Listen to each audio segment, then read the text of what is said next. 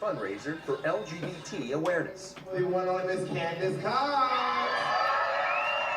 Candace Cox is the woman of the hour. But the most important thing for me personally is that every time I close my eyes and I say a prayer and I ask my God, as a person of faith, how he feels, he doesn't seem to have a problem with it, and my parents have no problem with it, and their opinion matters to me. Cox is transgender. A black trans woman in North Carolina, I'm used to being stabbed, so just in my back though, not in my eye.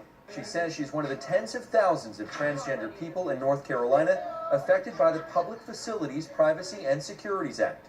It's a new state law that requires trans people to use the public restroom related to the gender on their birth certificate, not how they identify. This law affects us because it puts us in danger, and it is open discrimination. It's no different than the Jim Crow laws that we had here in the South. You're cute. You're like, mwah. At home, Candace and her husband Adam Daniels say now that she'll be required to use the men's room, they worry she'll be physically assaulted, or worse. I would say most of the attention is because the people do not understand what the bill actually does.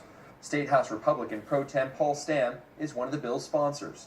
Stam says the law is not about limiting the protections of the LGBT community, but rather not giving them special rights. We have lots of accommodations in the bill for those in special circumstances, but we're trying to protect the reasonable expectations of privacy of 99.9% of our citizens who think when they're going into a restroom or a changing room or a locker room that they will be private.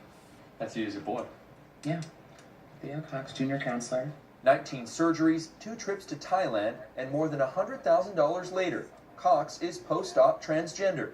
Though her birth certificate says she's a man, she's what the trans community would call passable as a woman. But she says that doesn't make it any easier. We're all literally the same, and we're all fighting for the same thing.